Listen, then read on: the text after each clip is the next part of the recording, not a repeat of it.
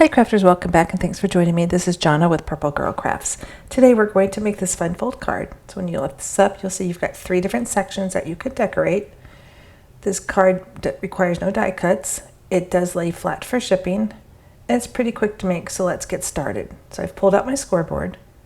And for the base piece, this needs to be 7 inches by 5 inches.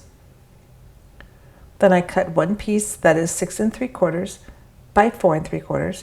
And this will just be for the back of the card to add some weight. We need one piece that is cut at 7 by 2. And then we need one piece that is cut at 5 by 11. I'm going to flip that over. We are going to score this at 3 3/4. I'm just doing a double mark. I'm going to flip the paper all the way around and score it again at 3 3/4. So you should have your 2 lines just like this. Then we will need one piece, and this is for the sentiments. So this is cut at 2 3/4 by 3 1/2. And then I did one more piece just a little bit bigger, and this one is 4 by 3 1/4. It's just a little bit bigger and it'll be in the middle section. Okay, so we are done with our scoreboard. So we're going to move this out of the way. And we grabbed our punch, and we're going to punch the corners on this piece that is 5 by 11.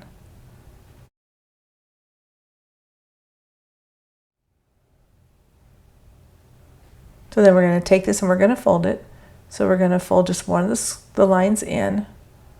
Just fold it and then crease it, making sure that your line is straight. I'm just going to fold this back just so you can see, and then fold that other piece in just so you're getting like a Z or zigzag piece. So I'm going to crease that, and then while I have it, we're going to do the corners of this too. So I'm going to grab the punch. We're going to do it on the 10mm side, again the largest side, and we're just going to punch those corners. Then I'm going to take this, make sure it's lined up again, and then I'm going to punch the other side. So you should do 4 punches, and you're going to do those center folds. Okay, then we're going to take the 2 base pieces. We're going to do the same thing. We're going to cut all 4 corners.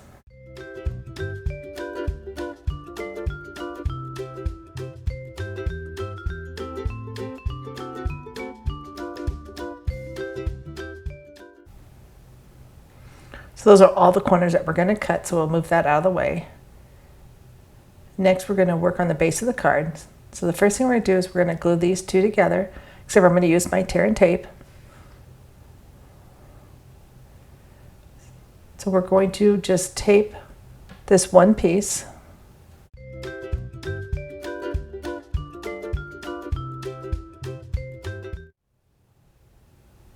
And I'm just going to push out that tape just so I make sure that it's sticking to the paper so it doesn't pull away when I pull them up. And then I'm going to start these tabs on each side. This just helps to give it a little bit of wiggle room so you can make sure it's lined up. And now I'm going to secure this to this bottom piece. I'm making sure I've got the better cut side so that I don't have the ridge, that little ridge that you when you cut paper on top. So I'm just going to secure this down and then pull those flaps. And then just use your bone folder just to push that glue or the tape down. So again, that's just to add some extra weight to the card. And then for the next piece, this is the piece. This is just a piece that's going to go in the center. You could do a bigger piece. Don't have to do this one. It's just to add just a little bit more color to the card. So I've put tear tape on there. And then I'm just going to turn this so I can see. I'm going to pull the tape up just on those ends. And then I'm going to line the base piece up with one of the lines on my score pad, just to make it easier on the cutting pad, just so I can line this up, make sure it's in the middle.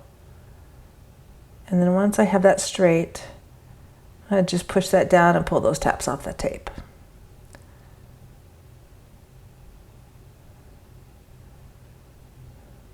Okay, then we'll work on this piece right here.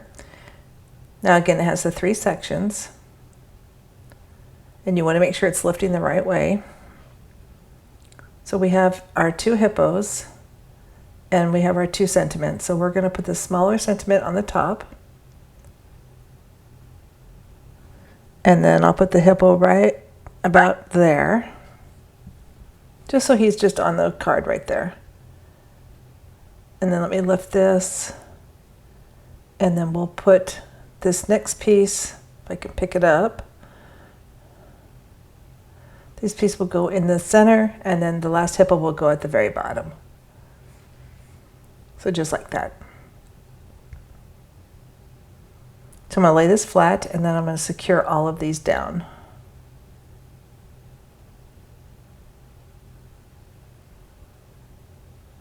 So we'll put glue just on the bottom piece on the hippo.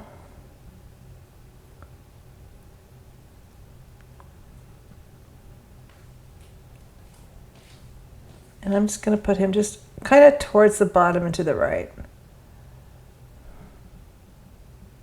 Again, these are characters that I did draw. And then we're going to put the bigger sentiment in the middle. So again, we'll glue that down.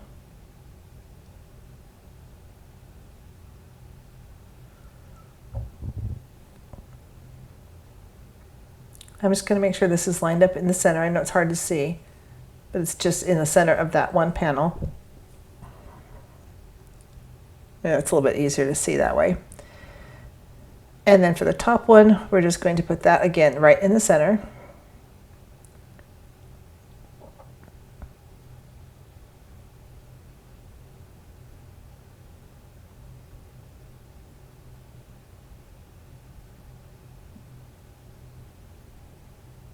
It looks good right about there. And then the last hippo will be placed just on the top front.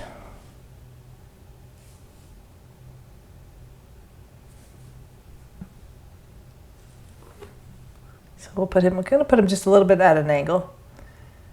Right, then this piece is going to get glued to the bottom of the card, so just the bottom piece. So I'm going to use the tear and tape again for this.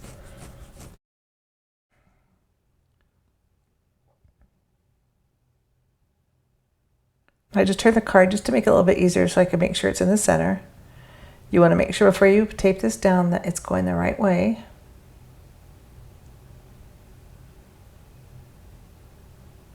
And I'm just kind of making sure I see where I want it, and I'll pull off that tape.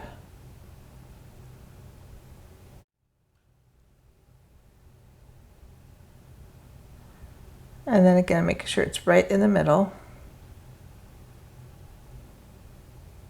That looks right about there. That looks good right there. And then pull that tape off.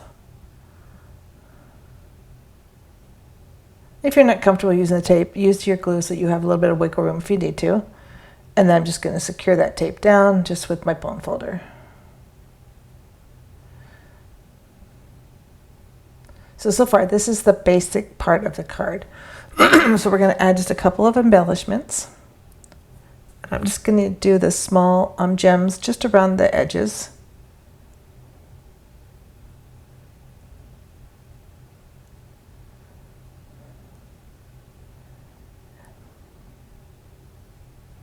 Now these are not very thick, so I'm going to add just a couple more on the inside. And so that is it. That is the card that we made today. So if you need a quick card idea, here's one that you can use.